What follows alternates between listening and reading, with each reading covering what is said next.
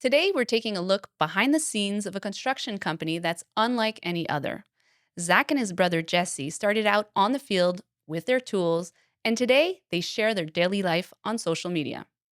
But here's the key: they don't create content to sell, they document the reality of their work. And that's exactly what has built the trust with their customers. In this episode, we'll explore the daily life of a general contractor, the unique dynamic of this brotherly duo, how documenting your professional life can become a real asset for a company like Montreal Contractors. Welcome, Zach, and thank you for being here today. Thank you so much for having me, Fred. I appreciate it. Thank you. We're going to start out very simple today. Can you explain what a general contractor actually does for people who are not from the industry? For sure. So let's say if you're looking to do something simple like change a toilet, you would call a plumber and they handle one trade. A general contractor is typically going to handle a project that has multiple trades. So they'll work on the project management of a large scale renovation. For example, if you want to gut your entire main floor, Hmm. you've got every type of trade that you could possibly have in there. So you need somebody that's used to working with those trades, sourcing all of the materials and working on the design and stuff. So it's somebody that sort of globally manages the oversight of the project. And also, I would assume that there are some trades that you do cover. Like, what are the different portions of the project that you would be covering?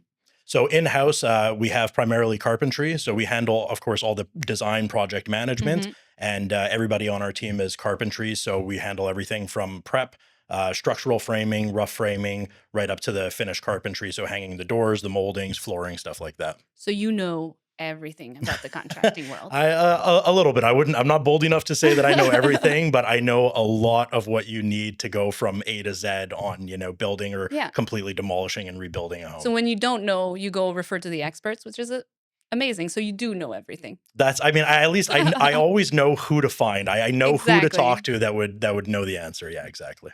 So you've been in the industry for about 20 years now. Can you tell me a little bit how that started, where it started from? Yeah, for sure. So we're third generation builders and remodelers. So it's something that's it's a little bit of a family legacy. Our grandfather started as a carpenter. He became a union carpenter when he came back from the war as a veteran because he was making something like $40 a week. So who Hmm. could say no to 40 bucks a week, a buck an hour? My dad started working with him and wanted to go in a bit of a different direction. He became a bricklayer and he ended up merging those two skills with a partner and they started up a general contractor firm. Hmm. I started with my dad when I was about 16 years old, and that's where I learned the concept of general contracting. And then, as Jesse got old enough to come to work, he learned with the both of us, and then we broke off and did our own thing when my dad retired. Did you always have the super good relationship that you have with Jesse? Yeah, I mean, I consider myself really lucky Hmm. that yeah, I've heard so many horror stories with families working together, and we've actually had people that have I think probably had their own negative experiences that say, don't work with family. You're going to regret it. Yeah. Keep, family and friends, keep it Hmm. separate from business. But I think we're really blessed. We're lucky that we haven't really had those issues. I feel like it's working with somebody that you already have an innate connection to. There's already that kind of like, familial love, and there's a strong sense of trust that we know we Yeah. have each other's best interests at heart. So we're not worried that we're trying to pull the wool over each other's eyes, I think. Yeah. So, we know that we have the same kind of core goal in it. That's amazing. Actually, I'm super jealous. Like that's such a relationship that not everyone can have, and also to have a brother that's going in the same direction as you. That's crazy. So when did you know that it was time to like start your own business with your brother? Yeah, I mean, we it was actually Jesse that wanted to launch it, so he gets the credit for starting Montreal Contractors as it is.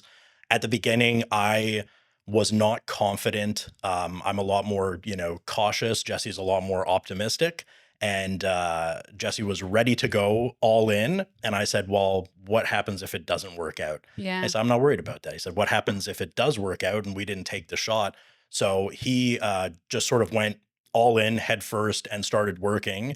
But what he didn't enjoy was all the paperwork, all the Yeah. back end of stuff, business development, securing clients, managing client expectations, dealing with the estimates, the taxes, the licensing, just everything that it takes to actually Hmm. like legally operate a business was so far off of his radar. And I didn't have the patience for a lot of the stuff that we were doing at the time, which was we were working on a lot of sort of high end finishing projects. Mhm. And I do not have the patience to do, stairs and like all this, stain grade pre-finished wood stuff. I just don't have the mind for that. I'm much more of a rough structural kind of guy, big picture thing, not bogged down into the details. So I think we complemented each other really well because I actually enjoyed doing all of the back end stuff and applying for the license and going and taking the Yeah. tests and So you stuff guys like were that. really complementary in your work. Absolutely. I feel like it's something that's rare, but we just mesh Mhm. together so well and we fill in each other's sort of blind spots perfectly. Mhm. And once Montreal Contractor was up and running, you started filming your daily work. But at first, it wasn't about marketing, it was just about showing what the reality of the job was. How did you guys come up with that? And like, where did it start? How does it work? So again, that's something that Jesse gets the credit for. I wish he was here. He's going to be psyched when he hears it that he's getting all the roses that he So deserves. Jesse did all the work. Pretty We're much. giving him the This credit. is thanks to Jesse. So he said, let's start Instagram, and that's at the time where Instagram was a square grid of Mhm. heavily filtered photos, Yep. with like nothing but hashtags. There was no, you wouldn't even write a logical caption. And he said, well, let's just post what we're doing. And I said, who's going to want to follow a construction company? Who's going to want to Yeah. see what we're doing? I said, especially at the beginning, it was just the two of us. We were working on one project at a time. Mhm. And so I said, well, we're only going to have one post every month or 3 months, depending on the scope of project we're working on, because I was basing myself on what I had seen other construction Mhm. companies do, which was posting a bunch of finished photos of their projects. And he said, well, let's not just post that. That's boring. Let's post our daily life. We just picked up a couple of Mhm. tools. Let's post the tools. We're just setting up our first workshop. Let's post that. And I was almost nervous because I feel like it takes a certain level of vulnerability that you're Yes. exposing yourself. And on one hand, you want clients to think that you're this, huge operation. And on the other hand, it's like, hey, we're just moving, This is the reality of it. yeah, Yeah. like we're moving from a trunk to Yeah. a garage, and this is a big step for us. So, he kind of convinced me to just let's try it, and it's paid off in spades. And what was your first reaction when you started seeing yourself on camera? It was awkward. It was Yeah? so awkward. So I mean, I still have a sense of nervousness anytime that I get behind a microphone or that I get on camera. Same. Yeah, it feels awkward, right? There's that sense of like the seed of self-doubt, almost the Mhm. self-limiting belief that we all experience. And I remember looking back, like we'll get reminders on either social Yeah. media or on our, photo app and stuff that we'll get reminders from when we first started out 2016 stuff on even Snapchat that I was just posting personally. And I feel like I put it like I was looking for my voice, but I feel like I was looking for someone else's voice. I was Yeah. trying to fit into some mold that I figured people would want to watch. So there was this huge sense of awkwardness, and then over time I think probably just out of lack of energy to pretend, Mhm. I just started to get a little bit more real and raw, and watching Yeah. Jesse do it and being real and raw When you and start being yourself, that's when people follow because 'cause they're like, "Oh, it's the person that I it's like," a real right? person. Yeah. I'm not watching an ad, I'm not watching some Yeah. marketing pitch. So I think that's what it is people started to kind of invest in us. And at the beginning, and I mean I still feel like that because we're not the biggest construction company in Montreal by any stretch of the imagination. It almost feels like we have people that are rooting for the underdogs, so it feels kind of nice to just sort of expose what we're doing. And I feel like every time that we hit a next level, it feels amazing in some way, and when we look back we see how far we've come, but at the same time it just feels like there's so much road ahead to go. So it's nice to just be able to share and document that journey Yeah. and look back on it for Yeah. even just for our own purposes. And then you have, like, the flashbacks from your social media, and you're like, "Oh, that's where I was 5 years ago." That's even sometimes 2 years ago Yeah. is like, wow, like last year was that project, and like look what we were doing then versus Mhm. what we're doing now. And sometimes it's stuff that doesn't necessarily show or translate well. But it's stuff that internally we know that like, oh, this is how we were managing this issue or this task, and Mhm. we didn't know how to do it properly. And now we have this system or this procedure in place. And Yeah. so it's cool too, just from like the introspective sort of self-reflection Yeah. sort of level that we can see, well, this is how far we've come both externally on a public stage, and internally in how our processes work and how we handle, challenges. That And definitely must make a difference from, like, the customer perspective, like, the trust that you can have in someone when you document everything that you do, and it's just like, "Hey, look where I was, like, 2 years ago. Look where we are now. We're doing this now. We right. used to do this. We learned this." We learn from our mistakes, right? That's exactly it, and Yeah. there's nothing to hide, right? Yeah. I feel like there's no veil that we're trying to throw up, and that's something that we always try to be super transparent about. Is I'll tell clients when we go for like our first discovery meeting, the Mhm. first estimate, I'll say, if you want to see how our projects turn out, go on our website. We've got professional photographs, we've got professional videography of some of our finished projects. And if you want to see what it's actually like to work with us and how we accomplish those jobs, and if you want to trust that we're doing things the right way, Mhm. then check us out on social media, because Yeah. that's the day to day. It's the behind the scenes. That's where people are getting their information anyway now, right? 100%. Yeah, that's it. Who's going and checking a website at this point? Like, So over time, filming your daily work became more than just a journal. It became a real asset for Montreal contractors and a way to show your seriousness to clients. So when did you realize that the content could actually serve Montreal contractor beyond the simple pleasure of doing the thing? so it's funny, we've actually found so many of our subcontractors and suppliers through social media. And I feel like we have, a good story that I like to tell is about 2 years ago, we were bidding on a project, and it was like one of the, bigger projects that we had bid on in a few years. And we were asking the client after we had closed the project, why did you end up going with us? Why did you Mhm. choose us? I know that you got other contractors to quote. And I knew some of the other contractors that were quoting on the project, that some of them, had a bigger team or were, more well established, if you will. Mhm. And he said, well, I saw you guys on social media. And I said, well, that's awesome. You follow us. What's your hand? And he said, no, I don't have social media. But when I checked you guys out on the website, there's a link to your social media. I clicked on the link to social media, Mhm. and I saw that you guys were showing your day to day of everything, all the stuff that goes behind the walls. Yeah, You were showing pictures of the plumbing, the wiring, the electrical. So he said, I know that nobody would be silly enough to post something like that if it wasn't up to code. If it was, it would absolutely. like decimate your reputation. It would put you expose you to so much liability if it wasn't all done Mhm. properly. So he said, especially when he saw us posting about structural work and sort of the more educational content, he was like, that's what gave me that confident level of trust to say, okay, these are the guys that I want to go with, because other people didn't have an online presence. He said there was one company Yeah. that bid that had a really attractive price, but he said he almost couldn't find them online. So if something went wrong, who's he going to complain to? How's he going to Yeah, track them down? exactly. So If you can't find them, it's not really a good a bit of a sign. red flag, right? And so, like, that worked, that type of content worked for this customer, but is that, like, the content that works best for all customers? Is that the content that your go-to content? It is our go-to content. I find it boring to post the finished stuff. I mean, I like to post the finished Mhm, stuff, at least for us, because like our whole team is so proud of the project, and everybody, the trades that we work with, all of our trade partners, it's stuff that we work really hard on, and mhm. that we spend a lot of time executing and getting down into the dirtiest little details to make sure that it's done well and that it's going to last a long time. And so obviously we want to share that with people and have that kind of portfolio to say this is the level of quality that we work to.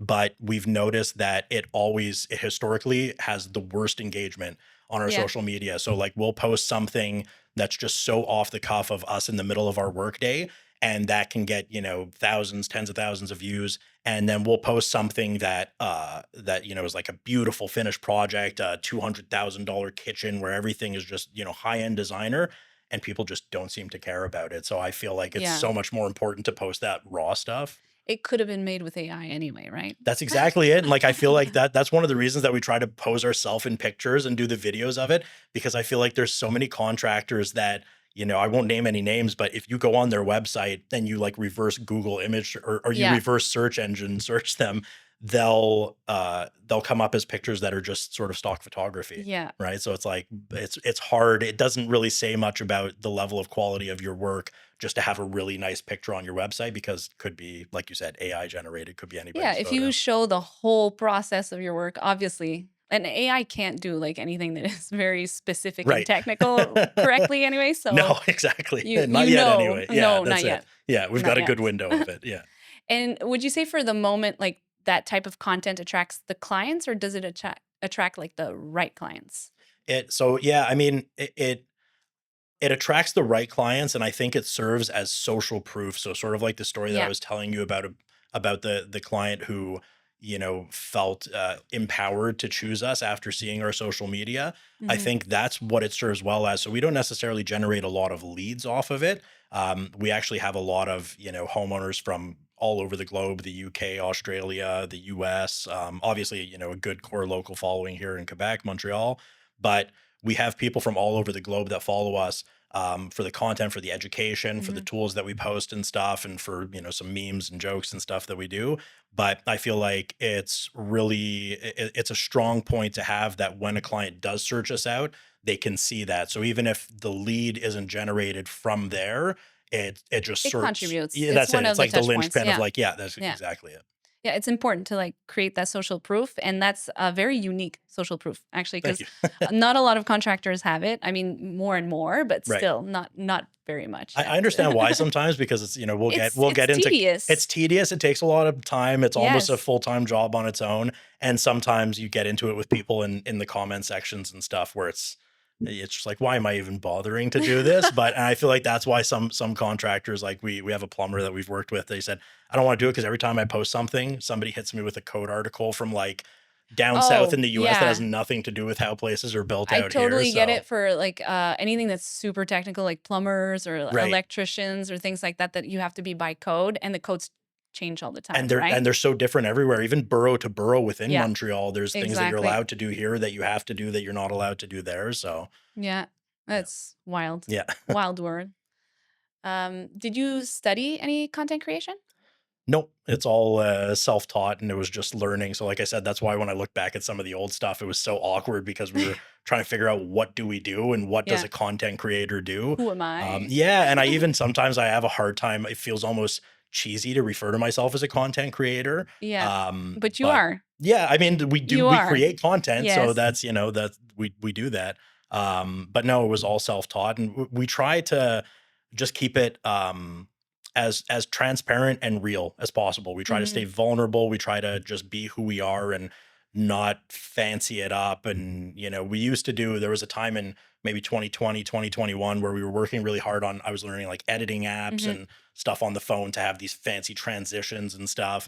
And I realized that those videos just don't do well. People would rather, see my Simple. silly face talking on the phone for 30 Hmm. seconds. That'll always do better than a Yeah. fancy, flashy video. It's actually pretty impressive now because it seems like the audiences they want real.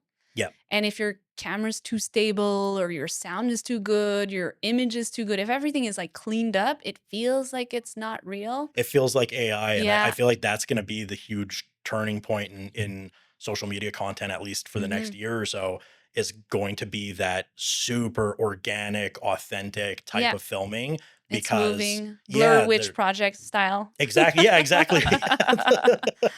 I mean, Yeah. we've had a few clients in the past that make me wanna curl up into a ball in the woods in the dark with the snot coming from my nose Yes, crying, exactly. but, not too much anymore, but yeah, I feel like that's 100% the style that's gonna win this year on social media. Awesome. Do you have a funny anecdote to share about your contractor job, or like what was the craziest thing that ever happened?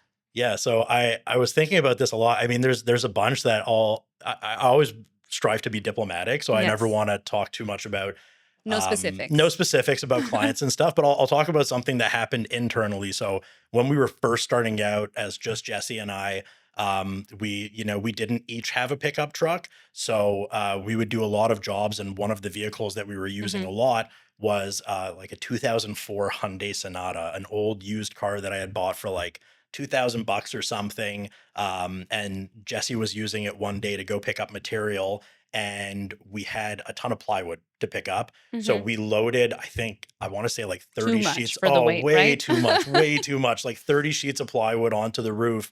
And it was the middle of winter. So he like strapped it down with a ratcheting Hmm. strap, and didn't realize it was like the winter time. So there was, some snow and some ice and stuff. So he strapped everything down super tight onto the top of the car and got to the job site. We're unloading everything. And then when we go take that last piece of plywood off, the whole roof of the car was caved Oh, in. So it was like all the no. metal was crunched down and all the stuff that we thought was snow or ice crunching, it was actually the shell, the body of the Oh, car was crunching down. no. Well, that So was the end of it. I mean, that's when we realized, okay, now we have to get another pickup truck. We Yeah. have to, put our big boy pants on and do the right thing. We still kept that for another probably 3, 4 months or something, and Yeah. until it just totally died because we were loading it with, so we would put, bags of cement and boxes of tiles. We were Yeah. using it as just like a material schlepper. And yeah, Max weight. that What was is that, right? the rules don't apply when you've No. got good hustle, you know? Finally, let's talk about what your journey can teach other contractors. How documenting your work can become an asset, and how can you inspire like best practices for others? Right. Okay, I'm gonna have to take a second 'cause I need Yeah, to look like absolutely. So, okay. what advice would you give to someone starting their own business? And would you tell them to start documenting right away, or how would you pass on that information? 100%. I would say from day one, start Hmm. documenting, even if you don't know what you're going to do with it yet. I think of all these documentaries that you see where, you see the trajectory of like a music artist or something like that as they're going from being in the basement to being at the red carpet kind of thing. And it's nice to sort of feel that moment for yourself. So Hmm. I would say we did so many projects at the beginning, and even before Jesse and I started the company together, when I was working with my dad, I wish all the time that I had pictures of the projects that we did back then and Yeah, how nice they turned out. And I wish that video content, like forget about it. You'll never be who you are today ever again. So take absolutely. that time. You're learning every day. You're evolving. You're changing. You're aging. So like take the snapshot of what you're doing right now, and don't worry about how you're going to use it. If you sit on it for 3 months, that's okay. But also don't overthink it, because like we were just talking Yeah, about, authentic is what's going to win ultimately. So just put it out. And yeah, the way that the algorithm works is, if no one's interested, nobody's going to see it anyway, yeah, So it's like if you get 500 views on it, that's fine. 500 people, if there were 500 people in this room, it would seem insane. But you also have the opportunity to get 5 million people that are going to see it. absolutely. So I think, start documenting early, start documenting right away, and don't be scared to post it. Don't overthink it. Don't Yeah, strive because for if you're perfection. not embarrassed, you did it too late, Yeah, right? exactly. That's exactly You right. You have to want to be have those embarrassed. embarrassing moments. Like Yes. if we didn't have like the posts of, I remember there's one post that I saw recently from, I think it was like 2017, of, we were like our growing collection of a tool brand, and it was like one saw and two drills. And compared to what we have now, we have like a workshop and multiple Yeah. vehicles. And so I'm like, that was like so tiny, but that was such a big moment for us when we were like, okay, instead of using our used tools, it was like our first cordless tools that we bought. And it felt like such a huge investment, those, couple $100 at the time. Yeah. So look at those moments and like capture them. Even if you're not capturing them for an audience, do it for yourself. And you're going to thank yourself in 10 years when you can look back and see how far And you've then you'll come. post them at Yeah, that yeah, point, right? Because it's the past. It that's doesn't exactly matter. what, and that's like now there's that whole, Yeah. 2026 is 2016, the new 2016 is a trend that's been happening. So, Mhm. we love that concept of like posting where you were 10 years ago, Yeah. because I feel the way that internal time works, it feels like it's just a big block of time. You feel Absolutely. like you're no necessarily further ahead than you were. But when you look at the photographic or the videographic evidence, or you look at even emails that you sent back then, or how you used to price out projects, what your procedures or lack of procedures were, you see just how much you've Yeah. grown, just how much you've And evolved. it's So, so easy to document now. Everyone has a oh, you camera. got to, like, everybody's got, yeah, you've got a camera in your Yeah. pocket and it shoots in 4K. You've got so many Mhm. opportunities, and that's the type of content that people want to see. They just want to see something real of what you're going through. Thank you so much, Zach. This was so much fun. Next time we do this, we bring on Jesse. I think you would love to We do give him that. all the credit. All the flowers to Can you Jesse. tell us where our audience can reach you? We are all across social media at MTL Contractors. Awesome. Thank you so much. Thank you. Thank you for listening. If you enjoyed it, subscribe and hit the like button to never miss another show. With that said, see you next week for more stories found between bricks and binders.